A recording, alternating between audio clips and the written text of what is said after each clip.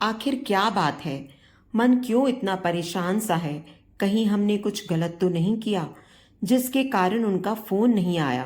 कितने अनसुलझे सवालों ने घेर लिया आज इस शांत मन को। खुद ही सवाल कर रही हूँ, खुद ही जवाब तलाश करने का प्रयत्न कर रही हूँ। पहले कभी कभी, फिर एक दो दिन के अंतराल में, फिर रोज कुछ देर। ये दिनचर्या कब आदत में तब्दील हो गई पता ही नहीं चला। एक दिन की बात है, मेरे मोबाइल की रिंग बज उठी। करीब 10 बजे रात को। आंखें बंद करके किन्हीं ख्यालों में गुम थी और जो भी सोच रही थी उससे बाहर निकलने का प्रयत्न भी कर रही थी।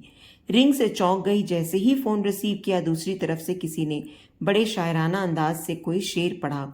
शायरी समझते हैं हमारे दोस्त जिसे, उन्हीं से तो उनकी शिकायतें करते हैं हम। अंदाज बड़ा प्यारा था शेर पढ़ने का, दिल को भा गया। हमारी चुप्पी शायद उन्हें खल गई। क्या बात है यार, ऐसा क्या कह दिया जो खामोश हो गया? अभी कुछ तो बोल। इससे पहले कि उनकी भाषा से कुछ ज्यादा प्यार झलकता, हमने हेलो बोल दिया। थोड़ी हकलाहट से भरी आवाज आई दूसरी तरफ से। आप हेलो, ये विशु का नंबर है ना? नहीं। तब तक जनाब खुद को संभाल चुके थे। माफ कीजिएगा, मैंने गलती से शायद गलत नंबर लगा दिया और ना जाने क्या क्या कह दिया। प्लीज, होता है, जाने दीजिए। वैसे आपका शायरी पढ़ने का अंदाज शानदार लगा। अरे वो तो मेरी आदत है, शौक है। शायरी तो दोस्तों के साथ मस्ती में बोलता रहता हूँ। अच्छा, तो आप शायर हैं? हाँ, कह सकते हैं। शायर, कवि, लेखक, जो चाहें। वाह क्या बात है, आज मैं एक शायर, लेखक, कवि से मुखातिब हूँ। रॉन्ग नंबर का सही नाम बताएं। रॉन्ग नंबर, जोरदार ठाका लगाते हुए उन्होंने कहा। पहली बार सुना है, शानदार नाम है। ओके, माफ कीजिएगा, आपको मेरे कारण परेशानी हुई इतनी रात गए।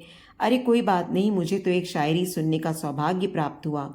जोर से हंसते हुए उसने जवाब दिया। आभार आपका, वरना मेरे दोस्त बस मेरी टांग खींचते हैं। चलो अच्छी बात है, गलत नंबर पर सही कद्रदान मिला। मैं भी जोर से हंस दी। आप क्या करती हैं? बस आप जैसा ही शौक है, लिखने पढ़ने का। सच्ची? शायद उछल पड़े थे जनाब। जी बस शौकिया, आता जाता कुछ नहीं। अरे आपके तो बोलने के अंदाज में ही शायरी है। वो गाना सुना होगा आपने, कौन सा? गाना मेरे बस की बात नहीं जी, बस ऐसा ही कुछ अंदाज था आपका। अच्छा, शुभ रात्रि। शायद उन्हें मुझसे ये अपेक्षा नहीं थी। बड़ा अनमना सा जवाब दिया उन्होंने, ओके, और मैंने मोबाइल ऑफ कर दिया। एक अजनबी के बारे में सोचते सोचते नींद ने कब आगोश में ले लिया पता ही नहीं चला। लॉकडाउन ने काफी आराम तलब बना दिया था। अब चूंकि अनलॉक हो चुका था, सो अब फिर एक व्यस्त जिंदगी की भागदौड़ शुरू हो गई। जल्दी जल्दी काम खत्म करके ऑफिस के लिए निकली। कुछ दिन इतने व्यस्त बीते, ऐसा लगा 4 महीने का पेंडिंग काम 4 दिन में खत्म करना है। खैर, काम तो करना ही है। शनिवार को देर तक जाग लेती हूँ क्योंकि दूसरे दिन जल्दी उठने का तनाव नहीं होता। मोबाइल उठाया, अचानक ध्यान आया कि शायर साहब का कोई कॉल तो नहीं आया और मैं नया नंबर देखकर शायद रिसीव नहीं कर पाई। पर पता भी कैसे चलता, मैंने सेव नहीं किया था। उनकी याद आई तो बरबस होठों में मुस्कान आ गई। खुद को ही एक चपत लगाई। पागल, बहुत से मैसेज पड़े थे, जो ज़रूरी लगे पढ़ा, एक दो को जवाब भी दिया। मैसेज करना और जवाब देना मुझे बड़ा बोर काम लगता है। उतनी देर में तो सामने वाले से कितनी सारी बातें कर सकते हैं। पता नहीं लोग कैसे सर झुकाए मोबाइल में टूक टूक करते रहते हैं। मेरा बस चले तो दुनिया को अपने जैसी बोर बना दूं। मेरे फ्रेंड्स कहते भी हैं, अच्छे अच्छे बोर इंसान देखे पर तुम सबकी सरदार बन सकती हो। अचानक मोबाइल ने आवाज लगाई। नेट ऑन था शायद, इसलिए नंबर के साथ साथ नाम भी शो हुआ, शिव कुमार। मन खुश हुआ। अजी, नंबर देखकर नहीं, नाम देखकर। माफ कीजिएगा, उसकी वजह नहीं बताएंगे। वैसे नाम और नंबर दोनों अनजान थे, फिर भी बेहद नम्रता के साथ मैंने हेलो कहा। हेलो जी, बोलिए। रॉन्ग नंबर से बात हो सकती है? मैं खिलखिलाकर हंस दी। उनकी आवाज़ और लहजा इतना शानदार लगा कि उनसे बातें करने के लालच से खुद को रोक नहीं सकी। जी हो सकती है। कैसी हैं आप? अच्छी हूँ, आप कैसे हैं? अजी, हम ठहरे शायर, मस्त मौला रहते हैं। हाँ, कुछ दिन बिजी रहे। आप फ्री हुए तो सोचा कि रॉन्ग नंबर लगा लें, देखें कि सही लगता है कि नहीं। पर देखिए, सही नंबर लगा ही दिया। आप भले ही रॉन्ग नंबर हो, पर हम अपना नाम बता ही देते हैं। वैसे मैंने नाम देख लिया था, फिर भी चुप रही। नाचीज को शिव कुमार कहते हैं। कमाल करते हैं आप, इतने शानदार नाम के आगे नाचीज लगाकर उसकी गरिमा को कम क्यों कर रहे हैं? अरे मोहतरमा, नाम तो महान है, हम इंसान नाचीज हैं। बड़े हाजिर जवाब हैं आप। सोचा बोलूं पर चुप रही और आगे सुनिए। नहीं नहीं, बस काफ़ी है। क्यों, हम अपना पूरा परिचय दे रहे हैं? जी नहीं, इतना काफ़ी है। ओह, समझ गए। क्या समझ गए? यही कि हम भी आपसे कुछ ना पूछें, पर यकीन मानिए हम कभी नहीं पूछते जब तक आप बताती नहीं। शिव की ये बात मुझे बेहद अच्छी लगी। मेरी आदत है, मैं किसी से पर्सनल लाइफ में झांकना बिल्कुल पसंद नहीं करती जब तक कि बेहद ज़रूरी ना हो, और अपने लिए भी यही उम्मीद करती हूँ। बातों बातों में यदि ज़रूरी लगा तो कुछ बताने में हर्ज नहीं, पर पहली ही बार में किसी के सामने परिचय के नाम पर सब कुछ बताना मुझे कुछ खास पसंद नहीं रहा। पर सिर्फ एक बात तो बता सकती हैं आप। वो क्या? बस अपना नाम बता दीजिए। मीना। धन्यवाद। अब रॉन्ग नंबर की जगह मीना लिख देता हूँ। मुझे हंसी आ गई। आपने कहा था आप भी लिखती हैं। जी बस ऐसे ही, साधारण, महारत हासिल नहीं है। अरे मीना जी, लिखना कभी साधारण काम नहीं होता, बहुत बड़ी उपलब्धि होती है ये तो। कहाँ लिखती हैं? मतलब मैगजीन या न्यूज़पेपर या अन्य कहीं? अरे नहीं शिव जी, एक मिनट मीना जी, मुझे ऐसा लगा जैसे कोई भक्त भगवान से बात कर रहा है। प्लीज शिव बोलिए। हंसते हुए मैंने कहा, ओके शिव। अभी तक तो मेरी रचना मेरी डायरी की शोभा बढ़ा रही है। क्या मैं आपको पढ़ सकता हूँ? कुछ भेजिए ना आपका लिखा हुआ। ओके। ख्वाहिशें अपनी जगह, मजबूरियां अपनी जगह, आरजू किसको नहीं मुट्ठी में भर ले चांद को। क्या बात है मीना जी, जवाब नहीं आपका। मैं कुछ बोलूं? जी ज़रूर। अभी तो खैर मैं चुप हूँ, मगर वादा रहा मेरा, वबा से बच गए तो फिर नई दुनिया बसाएंगे। शिव से बात करके मन बड़ा शांत लगा। अब ये नाम का असर था या उनकी शायरी का या उनके लहजे का, ये तय करना मुश्किल था। अब मुझे शिव के मैसेज का इंतज़ार रहने लगा। जो काम मुझे पसंद नहीं था वो मैं कर रही थी, और क्यों ये मुझे भी नहीं पता। शेरो शायरी का दौर शुरू हुआ, पर मैं हार जाती, जवाब ही नहीं दे पाती। अच्छी खासी दोस्ती पनप रही थी हमारे बीच। जैसा कि मैंने बताया, समय के साथ हमारा परिचय बढ़ा, पर वो भी बेहद कम। उनका भरा पूरा संसार था, सभी कुछ शानदार था उनकी ज़िंदगी में। बेहद जिंदा दिल और खुश मिजाज इंसान लगे मुझे। मैंने भी जितनी ज़रूरी लगी उतनी जानकारी दी। हमने समय बना लिया कि कितनी देर बात करेंगे। उनमें से जो सबसे अच्छी बात मुझे लगी वो थी उनकी साफ गोई। इतनी पारदर्शिता मुझे बेहद पसंद आई। जितना उनसे बात करती उनका व्यक्तित्व मुझे उनकी ओर और आकर्षित करता। उनकी कविताएं, उनकी शायरी लाजवाब होती। थोड़ी नोकझोंक भी शुरू हो गई। मेरी आदत हो गई सवेरे उठकर सबसे पहले यह देखती कि आज उन्होंने क्या लिखा। अब उनकी रचनाओं में कहीं कहीं मुझे प्यार नजर आने लगा, या शायद मैं ही देखने लगी।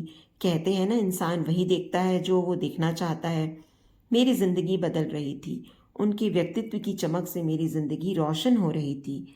मेरी ब्लैक एंड वाइट जिंदगी अब कलरफुल हो रही थी। शायद उन्होंने मेरी मनोदशा समझ ली थी। एक दिन यूं ही उन्होंने पूछा, मीना आप अकेली हैं ना? बहुत हल्के ढंग और मजाकिया लहजे से मैंने कह दिया, आप जो हैं। मैं तो हूं, पर कोई साथी होना जरूरी है। अब जरूरत महसूस नहीं होती शिव, मुझे जो मिलना था, जितना मिलना था मिल चुका। आपके जवाब कभी कभी मेरी बोलती बंद कर देते हैं, हंसते हुए कहा शिव ने। दिन पंख लगाकर उड़ने लगे। शिव रोज एक कविता भेजते और मैं झूम उठती। तू शायर है, मैं तेरी शायरी, कुछ इस तरह। अभी तक उन्होंने ऐसा कुछ नहीं बोला था जिससे मुझे ये लगता कि उन्हें भी मैं भा गई, और मुझे इंतजार भी नहीं था। मैं तो मगन थी, हंसने लगी थी, खुश रहने लगी थी, पर अकेले में। लोगों के सामने मैं वही थी, खड़ूस। मेरे बदलाव को मैंने अपने लिए रख लिया, किसी अनमोल खजाने की तरह। शिव ही सत्य है, शिव ही सुंदर। मेरा उनके प्रति लगाव, प्रेम कम, पूजा ज्यादा थी। वो पास नहीं थे पर साथ थे। शिव तक मेरी दीवानगी पहुंच चुकी थी। जाहिर भी था मैं भी अपनी भावनाएं शायरी की या गजल के रूप में उन तक पहुंचाने लगी थी, पर बिना प्रत्युत्तर की चाह लिए। मैं किसी भी तरह अपनी तरफ से उनकी परेशानी का सबब नहीं बनना चाहती थी, क्योंकि वो मुझे जो दे रहे थे वो सिर्फ और सिर्फ मेरे लिए था। अपनी व्यस्त सी जिंदगी से बचाकर कुछ वक्त हम कभी नहीं मिल सकते थे, शायद चाहते ही नहीं थे।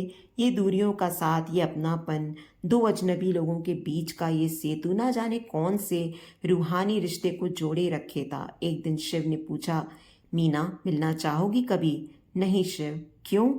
मैं लालची नहीं होना चाहती। इसमें लालच कैसा? बताऊंगी कभी। ओके, जैसा आप चाहें। ना जाने मुझे क्यों ये लगने लगा कि शिव भी मुझे महसूस करने लगे हैं। उनकी रचनाओं में थोड़ी तड़प, थोड़ी कसक का एहसास हुआ। बिना बोले हम शायद एक दूसरे के करीब आ रहे थे। हम दोनों एक अनछुए एहसास में बंध चुके थे। ये चाहत, ये लगाव हमें बहा ले जा रहा था। एक दिन मैंने अपने दिल की बात टाइप कर ही दी। शिव, मुझे नहीं पता आप कब मेरी चाहत बन गए। आपने नहीं दिया, पर मैंने आपसे वो सब पा लिया जिसकी मुझे तलाश थी। आपने मुझे जीना सिखाया। मैं जानती हूँ आपका प्यारा सा घर संसार है, इसलिए ये कभी नहीं चाहती कि आपको मुझे लेकर कोई धर्म संकट हो। मैं कुछ नहीं चाहती, आपकी मर्जी के बिना आपका वक्त भी नहीं चाहती। आपने मुझे जो दिया या आपसे मैंने जो लिया, वो मेरी जिंदगी बन चुकी है। शायद आज शब्दों का अभाव हो रहा है, दिल में बहुत कुछ है पर लिख नहीं पा रही। बस इतना कहना चाहती हूँ, आपको चाहती हूँ, बेहद चाहती हूँ, पर आपसे कुछ नहीं चाहती। धड़कते दिल से मैसेज पोस्ट किया। एग्ज़ाम के बाद रिजल्ट भी इतना बेचैन नहीं किया जितना आज मैसेज के जवाब के इंतज़ार ने किया। सारा दिन बेचैनी में गुजरा, रात भी गुजर गई। इस परेशानी का जिक्र मैंने कहानी में शुरू में किया था। 3 दिन हो गए, पागलों सी हालत हो गई। कहीं हमने अपनी चाहत में एक अच्छे साथी को खो तो नहीं दिया। इसी चिंता में थे कि उनका मैसेज आया। बेतरतीब सी धड़कनों को मुश्किल नियंत्रण में रख मैसेज पढ़ा। माफ़ कीजिएगा मीना, कुछ कामों में अत्यधिक उलझे थे। कल आपको कॉल करेंगे, एक बार फिर माफ़ी चाहेंगे। वक्त काटना अब और भारी, ये सोचकर कि ना जाने क्या कहेंगे, खुद को एक चपत लगाई कि दिल की बात दिल में नहीं रख सकी। खैर, नियत समय में उनका कॉल आया। पहले तो मन किया खूब खरी खोटी सुना दें, पर हम उस जगह नहीं पहुंचे थे कि उनसे नाराज़गी भी जाहिर करते। हेलो मीना, कैसी हैं आप? ठीक। नाराज़ हो? नहीं तो। कुछ कहें मीना? जी कहिए। हम बिजी नहीं थे मीना, बस आपको क्या जवाब दें ये सोच रहे थे। आप कहीं ना कहीं हमारे दिल में समा चुकी। आपको याद करते हैं, आपकी बातें याद करते हैं। हर वक्त जहन में आपको ही पाने लगे थे। दिमाग कहता है हम गलत कर रहे हैं क्योंकि हम पहले से किसी से तन मन से जुड़े हुए हैं, पर दिल का क्या करें।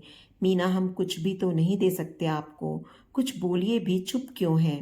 कह दिया आपने जो कहना था। जी, आपको इतना परेशान करने का हमारा कोई इरादा नहीं था शिव, ना कभी होगा। हो सके तो हम पर विश्वास करिए। हमें कुछ भी नहीं चाहिए आपसे, कुछ भी नहीं। हम आपको चाहते हैं बस। अपने मन में कोई बोझ मत रखिए। आपको हमसे जुड़े रहने में भी कोई समस्या है तो हम दूर भी हो जाएंगे। बस हमें लेकर आप परेशान मत रहिए। मीना, आपको क्या मिल रहा है इस चाहत से? काश बता पाते शिव। और इस तरह खूबसूरत रिश्ते की शुरुआत हमारे बीच हो गई। कोई शर्त नहीं, कोई चाहत नहीं, ना पाने की लालसा, ना खोने का डर। बरसों इस रिश्ते को जी लेंगे इसी तरह। मुझे लगता है रिश्ते निभाना बहुत आसान है और सरल होता है। बस आपसी सामंजस्य सही हो। प्यार तो आबादी करता है, ना जाने लोग इसे बर्बादी क्यों कहते हैं। तो दोस्तों, उम्मीद करती हूँ आपको हमारी कहानी पसंद आई होगी। कहानी पसंद आई है तो वीडियो को लाइक करें, चैनल पर नए हैं तो चैनल को सब्सक्राइब करें और हाँ, नोटिफिकेशन बेल को ज़रूर दबाएं ताकि अगली अपडेट सबसे पहले आपको मिले। धन्यवाद।